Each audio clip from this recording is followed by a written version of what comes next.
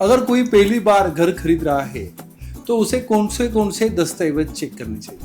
क्या property papers रहना ज़रूरी है या क्या प्रॉपर्टी पेपर्स देखना ज़रूरी है? लोगों को लगता है कि मेरे पास सेल डीड आ गई यानी सारे डॉक्यूमेंट्स आ गए। करेक्ट। बट ऐसा नहीं होता है। पहाड़ चढ़ना है अंधेरे में तो कैसे चढ़ेंगे?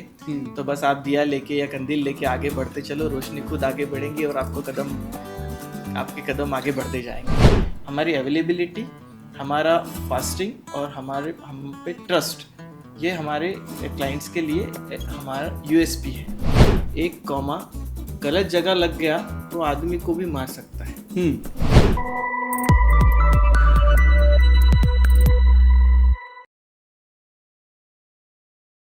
जमीन से जुड़े मामलों में सबसे बड़ी दिक्कत होती है सही डॉक्यूमेंटेशन। लेकिन जब प्रो 7/12 जैसा कोई साथ हो तो यह मुश्किल आसान हो जाती है। आज हमारे साथ जुड़ रहे हैं एक ऐसे कानूनी विशेषज्ञ जिनका एलएलबी बैकग्राउंड है, लेकिन उनकी पहचान अब सिर्फ एक वकील की नहीं बल्कि नागपुर के सबसे भरोसेमंद रियल एस्टेट डॉक्यूमेंटेशन कंसल्टेंसी के रूप में बन चुकी है। प्रो 7/12 एक ऐसा नाम जो आज हजारों प्रॉपर्टी ओनर्स का कानूनी मार्गदर्शन बन चुका। जानते हैं उनका सफर और कुछ ऐसे सवाल जो हर प्रॉपर्टी से जुड़ा व्यक्ति जरूर पूछना चाहता। आशीष जी नमस्ते, और तहे दिल से आपका स्वागत करता हूँ कोच किरण पाटिल शो में। सबसे पहले प्रो 7/12 नाम क्या है, उसका मतलब क्या है और ये नाम रखने से पीछे की कहानी क्या है? Thank you very much Kiran ji, आपने मुझे यहाँ इनवाइट किया है। Thank you. और मुझे एक चांस दिया है कि मैं मेरे बिजनेस के बारे में आपको बता पाऊँ। Yes, thank you. मेरा ये जो स्टार्टअप है ये 2 साल से अधिक हो गया है इसे जो चालू हुआ है। और आपने जो सवाल पूछा वो बहुत ही अच्छा सवाल है और जिससे स्टार्ट होते क्योंकि बहुत ही यूनिक नाम है 7/12 जी, प्रो 7/12, उसमें ही समझता है कि हाँ, मैं तो नहीं बोलूँगा यूनिक है, क्योंकि हर रियल एस्टेट में जो काम करने वाले लोग हैं या हर किसी के पास जिसके पास खेती है वो 7/12 को बहुत अच्छी तरीके से जानते हैं। करेक्ट। और प्रो यानी हम 7/12 के हर चीज़ में यानी प्रॉपर्टी के हर चीज़ में हम प्रो है, इसीलिए हम प्रो 7/12 ऐसा नाम दिए है। जिसे प्रोनाउंस हम प्रो 7/12 करते हैं। तो इसी रियल एस्टेट में डॉक्यूमेंटेशन वर्क करने के लिए 7/12 में हम प्रो है, इसीलिए हमने प्रो 7/12 नाम दिया।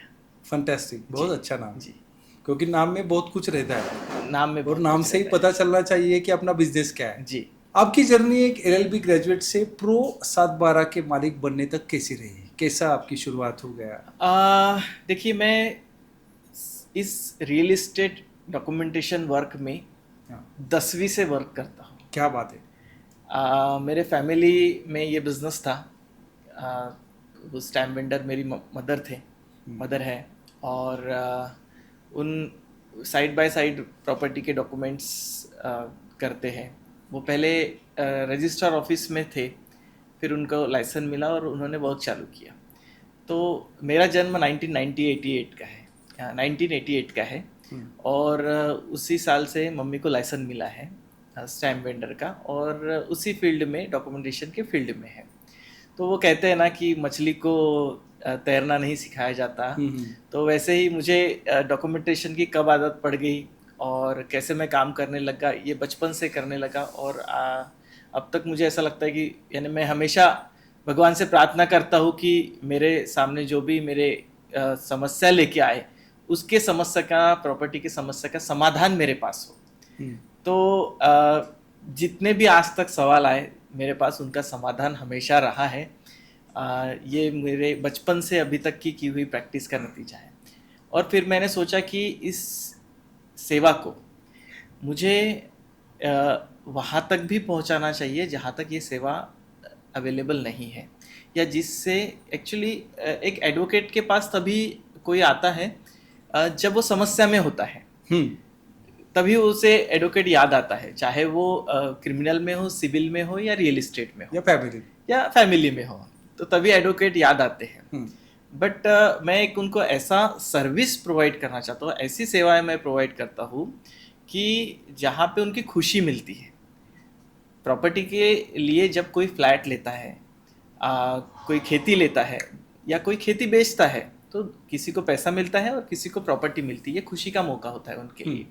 और ये खुशी के मौके के लिए अगर वो डॉक्यूमेंट्स अगर उनके उतने अच्छे तरीके से नहीं बनेंगे या वो सेवा उतने अच्छे तरीके से नहीं होगी, तो वो खुशी का मौका उनके लिए उतना हैजल फ्री नहीं रहेगा। वो इरिटेट हो जाएगा कि मुझे बहुत गवर्नमेंट के चक्कर काटने पड़ते हैं, जाना पड़ता है, इधर आना पड़ता है, फिर ये पेपर वो पेपर। तो हम ये सारी सेवाएं उन्हें प्रोवाइड करते हैं जिससे उनका जो एक्सपीरियंस है वो हैसल फ्री रहे। रियल इस्टेट डॉक्यूमेंटेशन की दुनिया में कदम रखने की प्रेरणा कहाँ से मिली? रियल इस्टेट, मैंने जैसे कि इसके पहले बताया कि एक मछली को तैरना नहीं सिखाना पड़ता, वैसे ही जब मेरा जन्म ही 1988 में हुआ, जब मैं माँ के पेट में था और तभी मम्मी को लाइसेंस मिला था और मेरे घर में वो वातावरण हुआ और एक मेरा पैशन बन गया रियल इस्टेट डॉक्यूमेंटेशन को समझना, उसे उस तरीके से क्लाइंट से बात करना। तो वो धीरे धीरे कदम कैसे बढ़ा आगे पता नहीं, बट जैसे जैसे उम्र बढ़ती गई, मेरी जैसे जैसे अनुभव बढ़ते गया और मैं लोगों की समस्याओं का समाधान करते गया, तो मुझे लगा कि ये मेरी बेस्ट फील्ड है, मुझे इसे बड़ा करना चाहिए। और मैंने रियल इस्टेट में एक ही चीज़ चुनी अदर देन अदर प्रैक्टिस की। लोग कहते हैं कि आपने LLB किया है तो कोर्ट में प्रैक्टिस करना चाहिए, इसमें क्यों कर रहे हैं आप, इसमें तो सीमित रहेंगे। बट 2 साल 2.5 साल जब मैंने ये कंपनी इस्टेब्लिश की कि एक एडवोकेट एक कोर्ट के लिए या कुछ जगह के लिए सीमित रहता है, पर जब एक प्राइवेट लिमिटेड आप कंपनी बनाते हैं, उसमें कई एसोसिएट्स जोड़ते हैं। आज मेरे यहाँ 2 से 3 एडवोकेट वर्किंग करते हैं। सो मैं चाहता हूँ कि मैं एम्प्लॉयमेंट जनरेट करूँ, जिससे लोगों को एम्प्लॉयमेंट भी मिले और ग्राहकों को जिनको समस्या है उनको अच्छी सेवाएं भी मिले। तो इसी उद्देश्य से मैंने सिर्फ एडवोकेट जो एक पर्सनल प्रैक्टिशनर होता है वो ना करते हुए उसे प्राइवेट लिमिटेड कंपनी में बदल के मैंने डिसीजन लिया है कि ये ओवरऑल महाराष्ट्र मैंने वन टाइम में एट ए टाइम सारी जगह प्रो 7/12 का अस्तित्व हो और ये सेवाएं दी जाए सबको, इसीलिए मैंने ये प्रो 7/12 की प्रैक्टिस चुनी। कौन सा भी बिजनेस अपन चालू करते हैं तो बहुत सारी चुनौतियों का सामना करना पड़ता है, तो आपको शुरुआत में कौन से चुनौतियों का सामना करना पड़ा? ये आपका बहुत ही महत्वपूर्ण और बहुत बेस्ट सवाल है। यानी मेरे जितने भी बिजनेस का जो अभी निचोड़ मैं निकाल रहा हूँ कि महाराष्ट्र में मैंने देखा कि इसके लिए एक स्टेट लेवल पे भी ब्रांड नहीं है, एक स्टेट लेवल पे ब्रांड नहीं है। यानी इसका मतलब ये मार्केट अभी खुला है। तो मेरा विज़न यही था कि मैं इस कंपनी के माध्यम से रियल इस्टेट डॉक्यूमेंटेशन कंसल्टेंसी का एक बिगेस्ट ब्रांड बनाऊं। और इस ब्रांड के लिए मुझे समस्या तो बहुत आ रही है क्योंकि किसी का देखा हुआ नहीं था, किसी की कॉपी नहीं कर सकता था। इसे खुद ही बढ़ना है, लेना है, मैनेजमेंट समझना है, सारे डिपार्टमेंट समझने हैं, प्रोसेस समझनी है। और सबसे बड़ी बात आपको पता है कि गवर्नमेंट के साथ वर्क करने के लिए या किसी के साथ टैली करने के लिए सबसे बड़ी बात होती है कि आप खुद उस समस्या का समाधान जानते हैं, आप किसी और को नहीं दे सकते। बट मैंने इस मैनेजमेंट को धीरे धीरे समझा है, उसे राइट डाउन कर रहा हूँ। और क्लाइंट के रियल इस्टेट में जो प्रॉब्लम्स आते हैं, वो रियल इस्टेट में जो प्रॉब्लम्स आने वाले हैं वो रिपीटेड प्रॉब्लम्स आते हैं। जैसे एक रीसेल है, जैसे आप कोई फ्लैट खरीदते हैं या प्लॉट खरीदते हैं तो आपको बेचना है, सेम दूसरे को भी बेचना होता है। अब एक जो एरिया होता है, जैसे कोई भी एक डिस्ट्रिक्ट ले लूँ तो उसके डिस्ट्रिक्ट के लिए उसके पेपर्स जो है वो अलग होते हैं। आज पुणे और नागपुर, इसमें बहुत कुछ अलग अलग पेपर्स लगते हैं। जैसे नागपुर में देखा जाए तो हम लोग स्क्वायर मीटर से या स्क्वायर फीट से प्लॉट ज़्यादातर इसका लोग बेचते हैं या लोग समझते हैं। बट यहाँ पुणे में यही लैंग्वेज गुंठे में बदल जाती है कि 1 गुंठा, 2 गुंठा, 1.5 गुंठा। तो हमारे यहाँ जैसे लोग हैं उनको गुंठा नहीं समझता। तो ये थोड़ी जो चैलेंजेस है मैं फेस कर रहा हूँ और थोड़ा सा इसे भी डेवलप कर रहा हूँ। तो मैं धीरे धीरे इस चीज़ को जो कहते हैं कि पहाड़ चढ़ना है अंधेरे में तो कैसा कैसे चढ़ेंगे। तो बस आप दिया लेके या कंदील लेके आगे बढ़ते चलो, रोशनी खुद आगे बढ़ेंगी और आपके कदम आगे बढ़ते जाएंगे। तो वही धीरे धीरे अंधेरे में आगे बढ़ रहा हूँ इस रोशनी के साथ में। लोगों में प्रॉपर्टी डॉक्यूमेंटेशन को लेकर सबसे बड़ी गलतफहमी क्या है? लोगों में प्रॉपर्टी डॉक्यूमेंटेशन के अवेयरनेस लोगों में नहीं है। सबसे पहली बात, लोगों को लगता है कि मेरे पास सेल डीड आ गई यानी सारे डॉक्यूमेंट्स आ गए। करेक्ट। बट ऐसा नहीं होता है। सेल डीड होना ही आपकी प्रॉपर्टी आप ओन करते हैं ये नहीं समझा जाता। Sale deed is the one of the process, कि वो एक प्रोसेस है आपकी कि आप ने वो प्रॉपर्टी के जो हस्तांतरण के लिए एक प्रॉपर स्टैम्प ड्यूटी पे की है गवर्नमेंट को, और आप नेक्स्ट प्रोसेस के लिए एलिजिबल हो यानी तैयार हो। नेक्स्ट प्रोसेस होती है कि गवर्नमेंट रिकॉर्ड में म्यूटेशन होना। आपके पास ज़मीन आपकी है, इसके लिए गवर्नमेंट प्रॉपर्टी कार्ड पे नाम होना ज़रूरी है। आपने पिछले बार कई सुने होंगे कि लोगों के पास एक प्लॉट की दो 3 लोगों के पास सेल डीड है। कई जो लेआउट ओनर होते रहते थे वो एक प्लॉट 4 लोगों को बेच देते थे, मिनिमम 2 लोगों को तो बेचते थे आराम से। बाद में वो समस्या आती थी, वो बेच के तो कहीं और निकल जाते थे, और बाद में समस्या आती थी कि अब 2 रजिस्ट्री है क्या करना, फिर वो कोर्ट जाना, ये करना। ये ज़्यादा ग्राम पंचायत में होता है। ग्राम पंचायत में होता है। यानी महाराष्ट्र में अर्बन एरिया में अभी तो कुछ सुधार आया है, बट अभी बहुत सारे ट्रिमेंडस चेंज आए हैं। बट इसके पहले बहुत ही मुश्किल सारी चीज़ें थी जब मैन्युअली सब वर्क था। अभी तो महसूल डिपार्टमेंट और ये जो डिपार्टमेंट है नोंदनी व मुद्रांक विभाग, ये बहुत ज़्यादा हाईली डेवलप्ड हो रहा है महाराष्ट्र में। साथ ही यही जो मिथ्स है, अगर लोगों को समझ में आ गया कि मुझे वही प्रॉपर्टी खरीदने हैं जिसमें जो ओनर का नाम प्रॉपर्टी कार्ड में है, अगर ये मिथ्स लोगों को क्लियरिटी हो गई, अवेयरनेस आ गया कि पेपर्स कौन से लगते हैं, डॉक्यूमेंटेशन कौन से लगते हैं, तो लोगों को प्रॉपर्टी खरीदने में आसानी होगी। कौन सी सर्विसेज 7/12 प्रोवाइड करता है?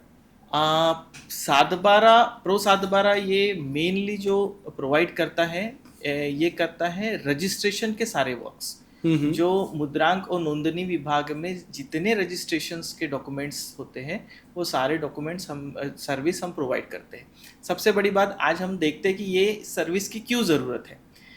आज जितनी बिजी लाइफ सभी की होते जा रही है, आप देखते थे कि पहले गांव की लाइफ में आदमी के पास सिर्फ खेती होती थी, ज़्यादा कोई काम नहीं होता, फिर भी वो बिजी रहता था। फिर खेती के साथ वो बाहर जॉब करता था, फिर जॉब में आना जाना, ट्रैवलिंग, ये वो, फिर परिवार। आज देखते हैं कि आज हमारे पास मोबाइल भी है और मोबाइल में हम लोग 10 काम भी कर रहे फिर भी बिजी है। तो सोचिए कि एक जब प्रॉपर्टी आदमी खरीदता है ना, तो वो डॉक्यूमेंटेशन के लिए कितना सफ़र करता था, कितना सफ़र होता है आज भी। बट हमने ऐसी सर्विस लाई है कि आप हमें मिलने की ज़रूरत नहीं है, आप हमें ऑनलाइन कांटेक्ट कीजिए, हम ऑनलाइन आपके पेपर समझते हैं, आपको ऑनलाइन कंसल्ट करते हैं। और उस इस सर्विस में तो मैंने जो आर्मी में जो होते हैं ना, तो उनको तो ड्यूटी पे रहते हैं वो लोग, वो तो ना आ सकते हैं ना कर सकते, देश सेवा में लगते हैं। तो उन्होंने हमने उनका चेहरा तक नहीं देखा है। यानी ऐसे कई क्लाइंट्स हैं कि जिनका हमने चेहरा तक नहीं देखा है, बस रजिस्ट्रार ऑफिस में जाते हैं, हम पूरे डॉक्यूमेंट्स उनके ओके कर देते हैं, रजिस्ट्रार ऑफिस में जाते हैं और सेल्डिट करते हैं। यानी जो किसी एडवोकेट के पास जाना, उनका अपॉइंटमेंट लेना, 1 घंटा उनके कैबिन में वेटिंग पीरियड्स में रहना, फिर उनको डॉक्यूमेंट्स दिखाना, फिर नेक्स्ट डेट, फिर उनके डॉक्यूमेंट्स बनते, इतनी जो समय लंबी प्रोसेस है, हमने बहुत आसानी से प्रो 7/12 के माध्यम से इसको कंप्लीट किया है। यानी इसको ओवरऑल इस गुलदस्ते को बनाया है कि एक किसी को भी प्रॉपर्टी खरीदना है या बेचना है, बस हमें संपर्क करें, हमें मोबाइल, व्हाट्सअप जो भी इजी होगा उससे, और हम लोग उनकी सारी जो परेशानी है या जो भी उनका प्रॉब्लम्स है वो हम सॉर्ट आउट करेंगे। आज के प्रॉपर्टी खरीदार का सेलर को किन लीगल दस्तावेजों का ध्यान रखना चाहिए? मैंने जैसे इसके पहले भी कहा, ये सवाल भी बहुत इम्पोर्टेंट है कि क्या प्रॉपर्टी पेपर्स रहना ज़रूरी है या क्या प्रॉपर्टी पेपर्स देखना ज़रूरी है। तो इसमें ऐसा होता है कि प्रॉपर्टी आपकी कौन सी है उसके ऊपर डिपेंड करते हैं। जैसे खेती के लिए अलग पेपर्स लगते हैं, प्लॉट्स के लिए अलग लगते हैं, फ्लैट के लिए बहुत अलग लगते हैं। तो ये बहुत सारी अलग अलग जो चीज़ें होती हैं, इसे जब क्लाइंट्स जो हमें बताते हैं आगे से, तो तभी ही हम उनको प्रॉपर्टी पेपर के बारे में बता पाते हैं। जैसे मैं एक एग्जांपल बताता हूँ कि हमें जैसे खेती खरीदना है तो हमें कौन से पेपर लगेंगे। तो सबसे पहले तो खेती खरीदना है तो आपके पास जो उस खेती का ओनर है या मालक है, काश्तकार है, उनका 7/12 होना ज़रूरी है।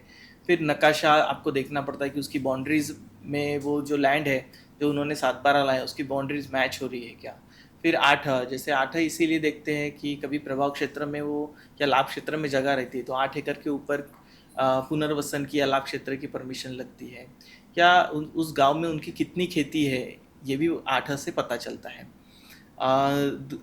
उसके बाद अलग अलग जो क्राइटेरिया होता है या जियोग्राफिकल लोकेशन होता है उसके हिसाब से अलग अलग डीपी प्लान में, यानी जो डेवलपमेंट प्लान गवर्नमेंट का सैंक्शन होता है उस हिसाब से एक जोन सर्टिफिकेट या भाग नकाशा बोलते हैं उसे, तो वो रहता है जिसके ऊपर से वैल्यूएशन डिपेंड करता है।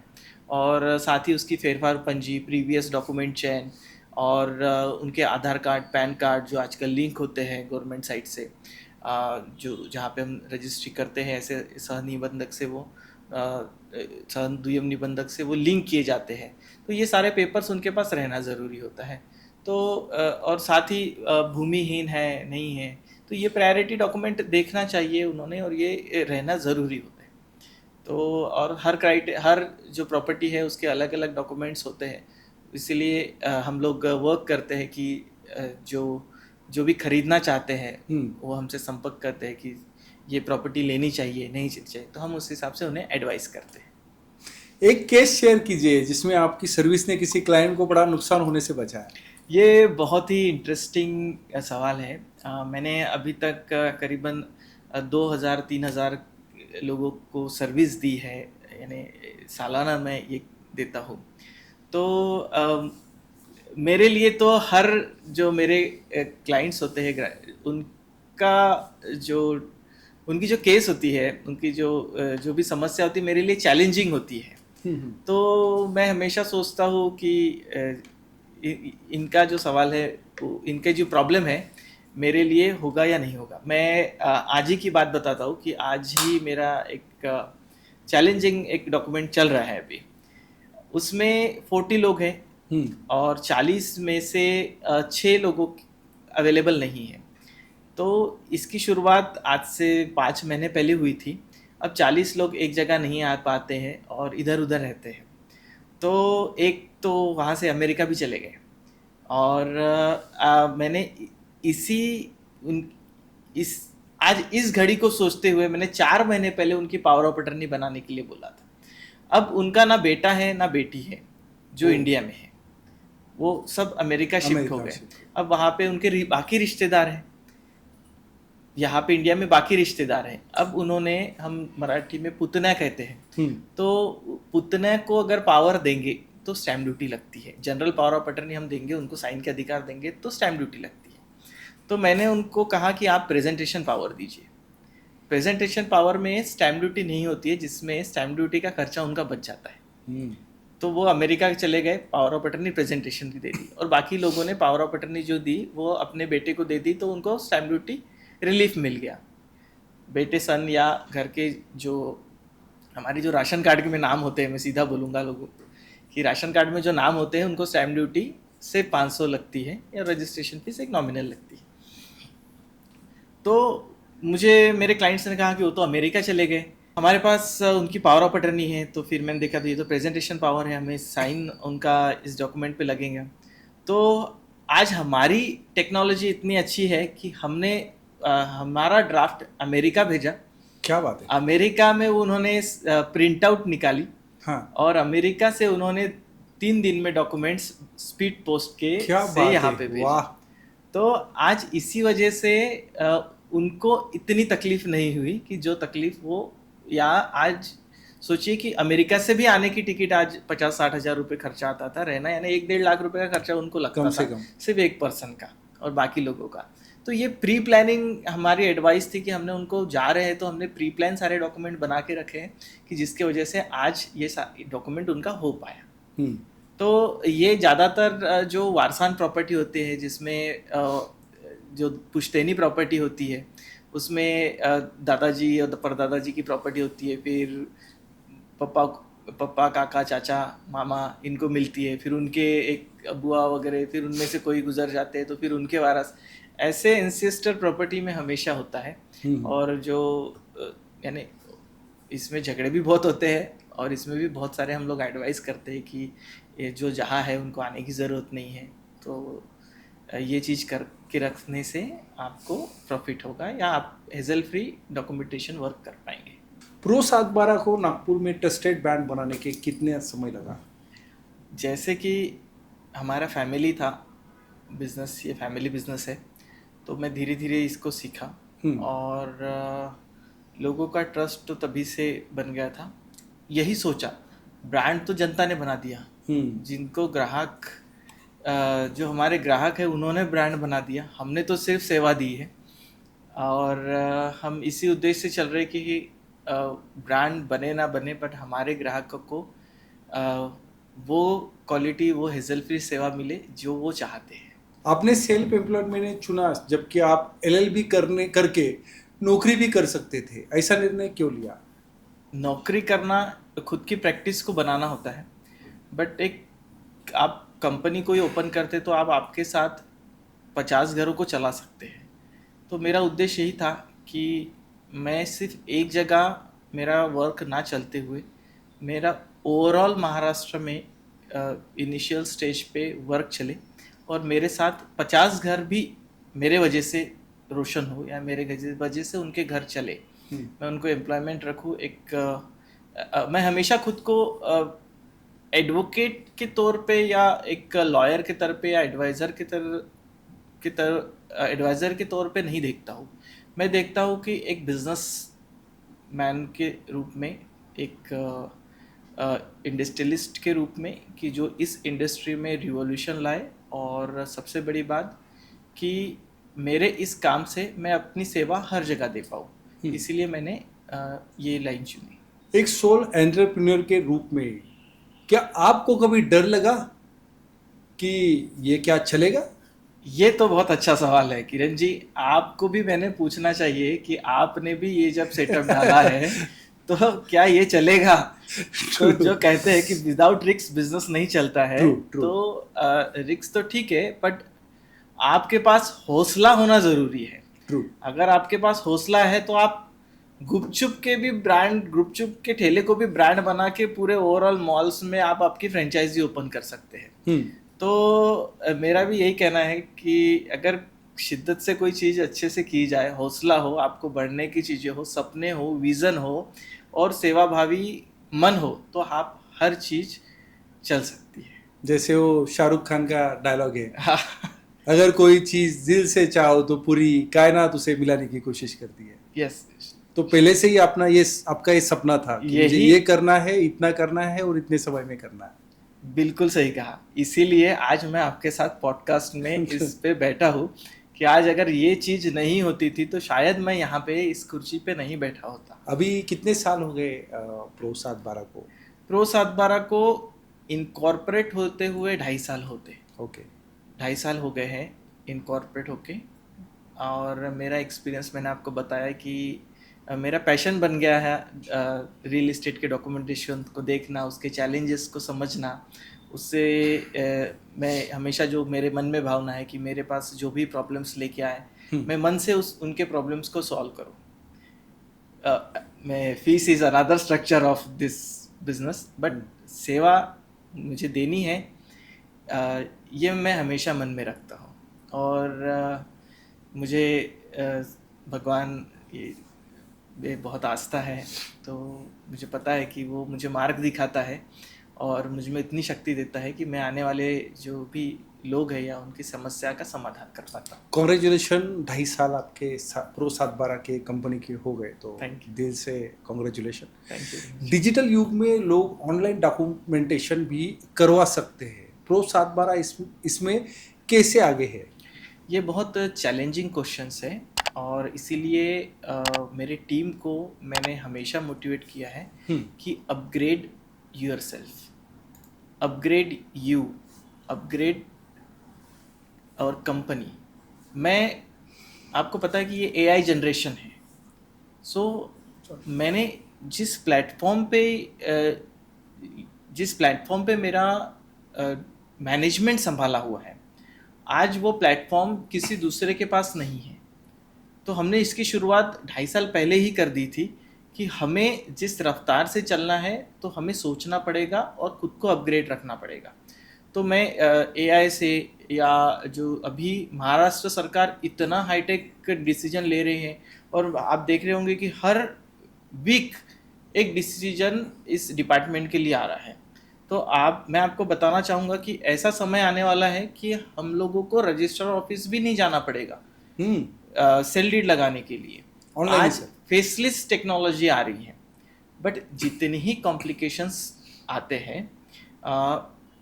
उतने ही टेक्निकली लोग समझने वाले ज़रूरी होते हैं। आज आपको पता है कि आज हमारे घर में एक छोटा बच्चा रहेगा, वो मोबाइल को बहुत इजीली हैंडल कर लेता है, रैदर दैन कोई एजेड होगा, उनको मोबाइल समझना थोड़ा मुश्किल होता है। तो हम भी अभी छोटे बच्चे हैं हमारे प्रोफेशन में, तो हम भी उस टेक्नोलॉजी को बहुत इजी तरीके से समझते हैं, और हम लोग उसे डिफ़िकल्टी या दुविधा नहीं समझते हैं। हम उस टेक्नोलॉजी को एंजॉय करते हैं और उसे समझने की कोशिश करके हम खुद को अपग्रेड रखते हैं, क्योंकि हम जितना टेक्नोलॉजी से भागेंगे तो हम उतना आउटडेट हो जाएंगे। तो हमने विथ मी और मेरी सारी टीम, हम टेक्नोलॉजी को अडॉप्ट करते हैं हर नई चीज़ से। हम ये नहीं बोलेंगे गवर्नमेंट को कि आपने फेसलेस टेक्नोलॉजी लाई, हमको नहीं समझ रहा है। हम वो टेक्नोलॉजी समझेंगे और हमारे क्लाइंट्स को उतनी बेहतर सेवा देंगे, क्योंकि कितना भी कहो तो रियल इस्टेट ये कॉम्प्लिकेटेड है, और जब तक आप इसको समझेंगे नहीं, इसे अपनाएंगे नहीं, तो आपको हमेशा ये कॉम्प्लिकेटेड ही दिखेगा। तो इसीलिए हम लोग इसको अपनाते हैं और अपनाएंगे आगे भी। इसलिए हमको आगे वाले कितने कॉम्प्लिकेटेड फेसलेस टेक्नोलॉजी हो या कितनी भी चीज़ें चैलेंजिंग हो, ये हमें आपका जो सवाल था कि आप कैसे इसे चैलेंजिंग के रूप में देखते हैं या किसे इसे फेस करते हैं, तो हम इसको खुशी से एडॉप्ट करते हैं इस चीज़ को। आपकी सर्विस का सबसे यूनिक पॉइंट क्या है जो बाकी कंपनियों के सबसे अलग बनाता है आपको? देखिए, जिस तरीके से एक टेबल पे पहले घड़ी रहती थी, कैलेंडर रहता था, पेपर वेट रहता था, या और प्लानर रहता था, तो ये सब चीज़ें मोबाइल ने सब अपने अंदर संभाली। आज घड़ी भी मोबाइल में चली गई, कैलेंडर मोबाइल में चले गया, और टेबल में जितने किताबें, नोट्स सब रहता था, सब मोबाइल के अंदर आ गया। आज मोबाइल लेके आदमी कहीं भी जाता है। तो एक रिमोट अवेलेबिलिटी, किसी रियल इस्टेट कंसल्टेंसी की रिमोट अवेलेबिलिटी फास्टर हो, ये मार्केट में अभी तक नहीं है। कि मैंने आपको बताया था कि किसी एडवोकेट के यहाँ जाना, उससे कंसल्ट करना, उसको ढूंढना, ये एक चैलेंजिंग जॉब होता है किसी के लिए। हम वो चैलेंजिंग जॉब आपको सिर्फ 1 टच पे दे रहे हैं कि आप सिर्फ प्रो 712 से कांटेक्ट कीजिए, हम आपके सारे डॉक्यूमेंटेशन प्रॉब्लम्स को समझेंगे और सॉल्व करेंगे। हमको एक्सेस आने की ज़रूरत नहीं है। हमारी अवेलेबिलिटी, हमारा फास्टिंग और हम पे ट्रस्ट, ये हमारे क्लाइंट्स के लिए हमारा यूएसपी है। तो इसी वक्त पे हम लोग हैज़ल फ्री सर्विस देते हैं, और यही हमारी यूएसपी। आपने इतने सारे क्लाइंट को सर्विस दी, कोई यादगार एक एक्सपीरियंस शेयर कर सकते हैं कोई क्लाइंट का? प्रॉपर्टी इन्वेस्टर्स को आप क्या सलाह देंगे डॉक्यूमेंटेशन से संबंधित? एक इन्वेस्टर जब इन्वेस्ट करता है, वो सिर्फ जगह को देख के इन्वेस्ट नहीं करता है, वो डॉक्यूमेंटेशन को देख के इन्वेस्ट करता है। मैं तो सिर्फ इतना कहना चाहूँगा कि जगह की कीमत नहीं होती, कीमत होती है डॉक्यूमेंट की। यानी आधी कीमत भी बोली जाए तो वो डॉक्यूमेंट की होती है। अगर आप, मेरे पास ये जगह है, मैं बोलूँगा ये मेरी जगह है और मैं इसे बेचना चाहता हूँ, ये बहुत प्राइम लोकेशन पे है, इसमें मार्केट प्लास में है, ये सर्विस पास में है, वो पास में है, और इसका ये कॉस्ट है। और फिर आप पहला सवाल क्या पूछेगा कोई भी बायर, कि हमें इसके डॉक्यूमेंट दिखाओ, 712 दिखाओ। अगर वो उनके नाम पे नहीं है तो क्या उस जगह की कीमत रहेगी? आप बोलेंगे ये तो पेपर आपके नाम पे है ही नहीं। नहीं। तो डॉक्यूमेंटेशन बहुत इम्पोर्टेंट रोल प्ले करते हैं किसी भी इन्वेस्टर के लिए। कोई भी इन्वेस्टमेंट अगर किसी भी प्रॉपर्टी में करता है तो वो सबसे पहले डॉक्यूमेंट देखिए, चाहे वो खेती हो, प्लॉट हो, फ्लैट हो या कोई भी एक प्रोजेक्ट हो। अगर उसके डॉक्यूमेंट्स क्लियर हैं, उसका टाइटल क्लियर है, तो ही वो इन्वेस्ट करे। मैं आपके माध्यम से ये बताना चाहता हूँ। साथ ही डॉक्यूमेंटेशन में बहुत सारी भी चीज़ें होती है। आप अगर कोई खेती खरीदते हैं तो उसका डीपी प्लान देखना ज़रूरी होता है कि आप जिस पर्पज़ के लिए खरीदते हैं। समझिए एक खेती है और उस खेती में उनको लेआउट डालना है, एक इन्वेस्टर है, उनको लेआउट डाल के उसको बेचना है। तो वो अगर एग्रीकल्चर जोन की खेती, A1 जोन की खेती खरीद लेगा तो उसका पर्पज़ ही सॉल्व नहीं होगा, और फिर वो लेआउट डालेंगे, अनऑथराइज्डली प्लॉट बेचेंगे और खुद भी कई डिस्टर्ब चीज़ों से गुजरेंगे, कई चीज़ें उनके नहीं हो पाएगी और बाद में उनका जो बिज़नेस है वो लॉन्ग टर्म तक नहीं चलेगा। और खेती खरीदने के पहले ही उसकी मार्केट वैल्यू, उसका डीपी प्लान में येलो जोन है या नहीं है, या उसमें क्राइटेरिया में उसका डीपी प्लान जब लेआउट प्लान सैंक्शन करने जाएंगे किसी भी सक्षम अधिकारी के पास या सक्षम प्राधिकरण के पास, तो क्या उस लेआउट में सारी परमिशंस अलॉटेड होगी उन्हें या नहीं होगी, इसकी अगर उन्होंने पहले से जानकारी ले ली तो वो बहुत अच्छी तरीके से इन्वेस्टमेंट कर पाएंगे और उनको इन्वेस्टमेंट का दुगुना या अच्छा रिटर्न्स मिलेगा। तो मैं आपके माध्यम से वही बताना चाहूँगा कि एक इन्वेस्टर के लिए डॉक्यूमेंटेशन बहुत ज़रूरी होती है। प्रो 7/12 के फ्यूचर प्लान्स क्या है? क्या आप अन्य शहरों में विस्तार करना चाहते हैं क्या? हर किसी को अपना बिजनेस बड़ा करना होता है और मैं भी इसी विज़न से प्रो 7/12 की स्टार्टिंग की थी कि मुझे सिर्फ मैं नागपुर डिस्ट्रिक्ट के कामठी तालुका में ही काम करता था और आज मैं नागपुर डिस्ट्रिक्ट के 13 तालुका में वर्क करता हूँ और साथ ही पूरे नागपुर शहर में भी, अर्बन में भी काम करता हूँ। और अभी तो गवर्नमेंट ने इतनी अच्छी सुविधा ऑनलाइन की दी है।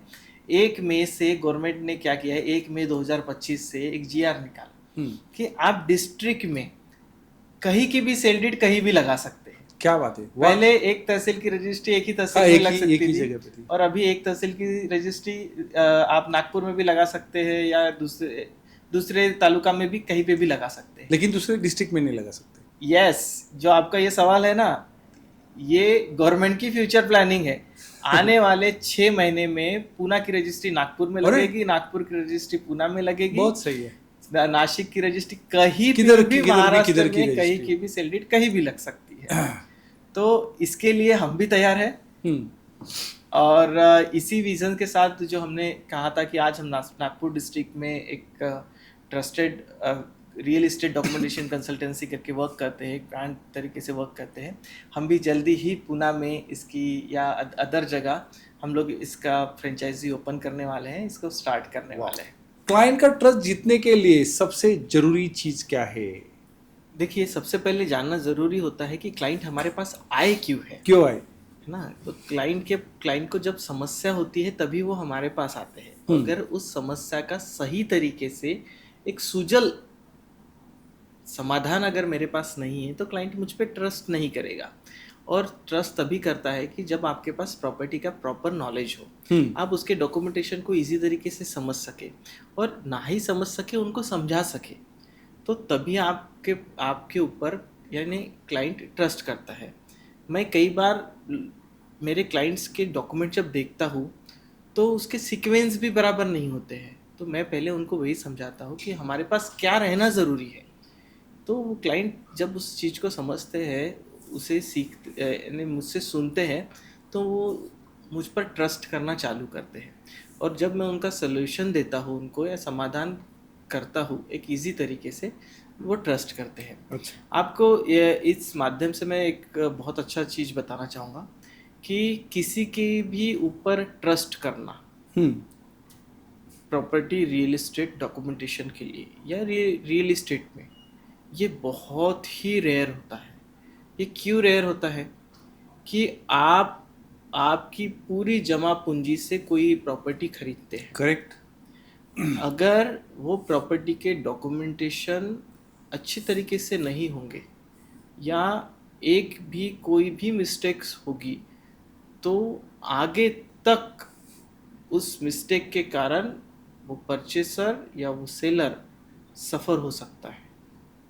इसीलिए लॉ में कहते हैं कि कॉमा किल्ड मैन, एक कॉमा गलत जगह लग गया तो आदमी को भी मार सकता है। एक जजमेंट है बहुत अच्छा। तो एक स्टोरी है, मैं उसी चीज़ स्टोरी को याद करता हूँ कि मेरे हाथ से या मेरे टीम के हाथ से कोई ऐसी गलती ना हो जाए कि मेरे क्लाइंट उसमें सफ़र हो। तो हम आज से 10 साल पहले का आगे का सोचते हैं, 15 साल आगे का सोचते हैं कि एक एक लाइन्स अगर हम उनके ड्राफ्टिंग में डालते हैं या कोई कॉम्प्लिकेशंस आते हैं तो मेरे क्लाइंट्स को कैसे सपोर्ट मिलेगा। तो इसी छोटी छोटी चीज़ों से आज हमारे क्लाइंट्स का हम पर ट्रस्ट हुआ है। अगर कोई पहली बार घर खरीद रहा है तो उसे कौन से दस्तावेज चेक करने चाहिए? जियोग्राफिकली ये महाराष्ट्र में सब अलग अलग डॉक्यूमेंट्स लगते हैं, बट अगर हम एक यूनिवर्सली अगर इसको देखा जाए तो सबसे पहले गवर्नमेंट प्रॉपर्टी कार्ड उस घर का या उस जगह का है क्या, ये देखना ज़रूरी होता है। साथ ही अगर वो घर है, ठीक है, प्लॉट हो तो आपका गवर्नमेंट प्रॉपर्टी कार्ड से काम चल जाएगा, ठीक है। अगर घर है तो आपको उसका बिल्डिंग प्लान भी सैंक्शन है क्या, ये भी देखना ज़रूरी होता है, और उसी बिल्डिंग सैंक्शन के आधार पे घर बना है क्या।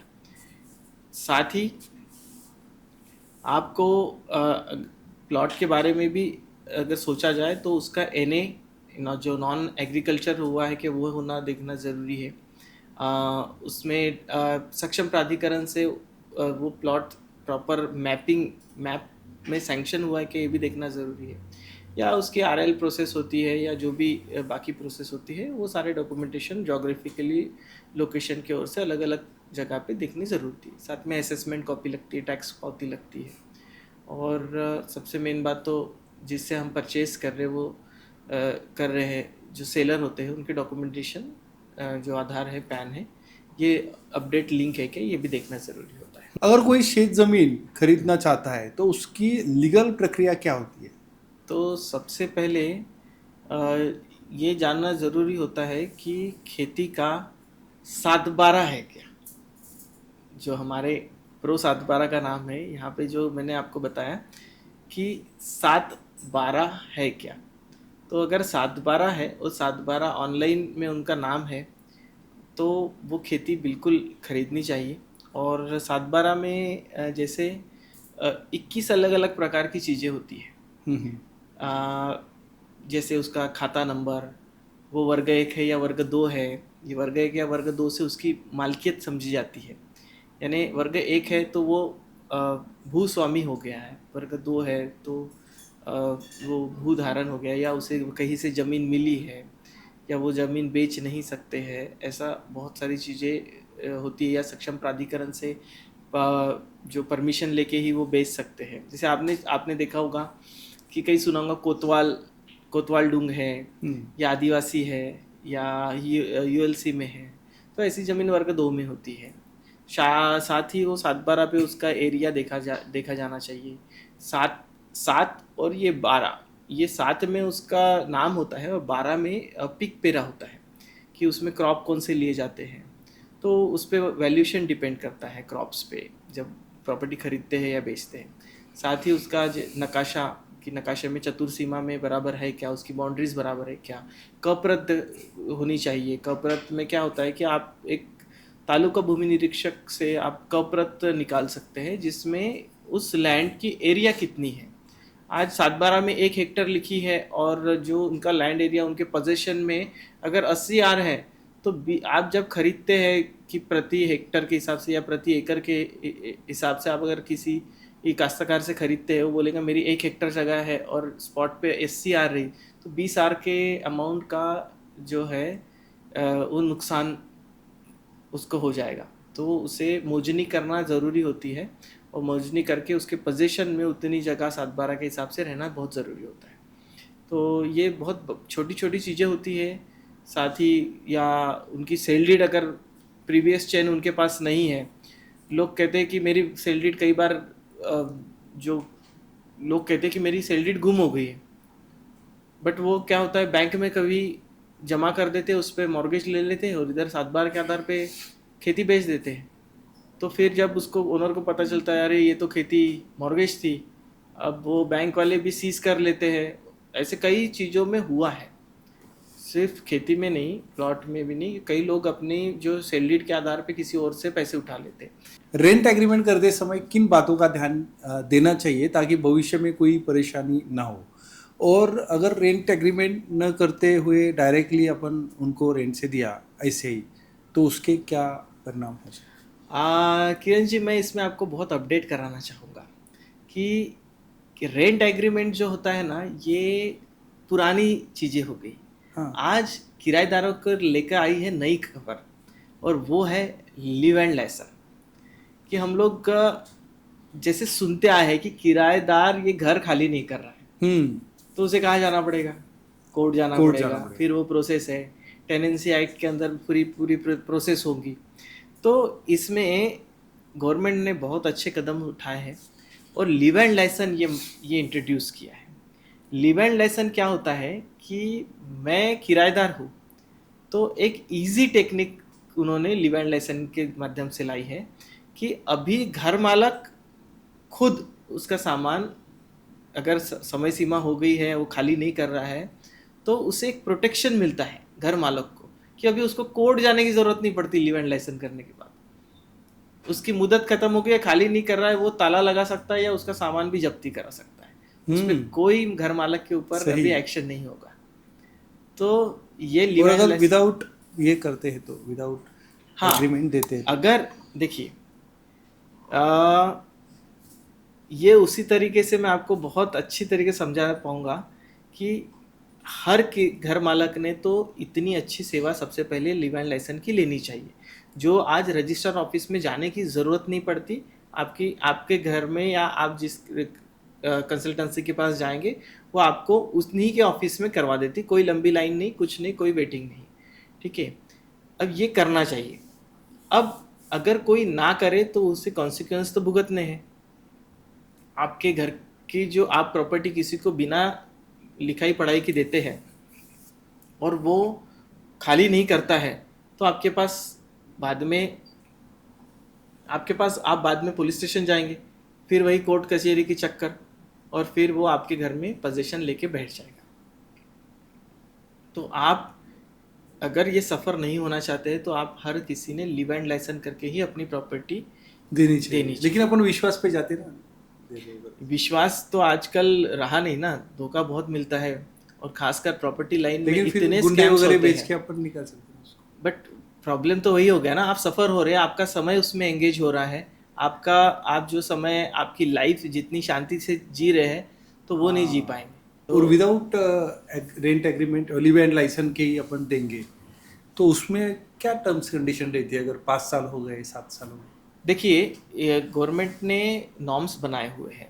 अगर आप रेसिडेंशियल पर्पस के लिए कोई भी प्रॉपर्टी देते हैं तो उसके लिए 11 महीने का ही एग्रीमेंट इनफ करना होता है। हर 11 महीने के बाद आप उस एग्रीमेंट को रिन्यू करा सकते हैं। आप कमर्शियल के लिए दे रहे हैं तो एक 5 साल तक आप कर सकते हैं लिव एंड लाइसन, जिसमें स्टैम्प ड्यूटी में आपको रिलीफ मिलता है। हाँ, जो बड़े प्रोजेक्ट होते हैं उनको रेंट एग्रीमेंट बहुत ज़रूरी होता है, और बड़े प्रोजेक्ट ये बहुत यानी रेयर होते हैं, और वो एक ब्रांड के तौर पे ही जो लोग होते हैं जो गोडाउन के लिए खरीदते हैं या है, तो वो फिर प्रॉपर स्टैम्प ड्यूटी पे करते हैं, उसके प्रॉपर रजिस्ट्रेशन होते हैं, उसके नॉर्म्स होते हैं, फिर वो लोग रेंट एग्रीमेंट करा सकते हैं। बट जो जिनकी जैसे रेसिडेंशियल, आज पुणे में इतने लोग आते हैं बाहर से, तो वो लोग rent live and licence easy तरीके से कर सकते हैं 11-11 महीने के लिए। तो वो बहुत आसानी से हो भी जाता है, कम कॉस्ट में हो जाता है, और घर मालक को भी उसका फ़ायदा होता है, और किराएदार भी एक पकड़ में रहता है। और किराएदार के पास भी कभी क्या होता है, किसी डॉक्यूमेंटेशन के लिए कोई डॉक्यूमेंट सबमिट करना पड़ता है कि आप किराए से रहते हैं क्या, तो किराएदार के पास भी एक लीगल डॉक्यूमेंट रहता है कि मैं यहाँ पे किराए से रह रहा था। या घर मालक कभी भी उसे खाली कर ये नहीं बोल सकते हैं, क्योंकि आज वो इतने दूर आया है, तो उसे भी कोई दूसरा घर ढूंढना है, तो उसे 1 महीने का समय लगता है या 15 दिन का समय लगता है, तो घर मालक भी प्रॉपर तरीके से एक नोटिस दे के उनको समय देता है। तो ये दोनों के लिए एक बहुत फायदेमंद ये होना डॉक्यूमेंटेशन का चाहिए। पार्ट है। अगर कोई माता पिता अपनी संपत्ति बच्चों को देना चाहे गिफ्टेड या, तो उसकी सही प्रक्रिया क्या होती है?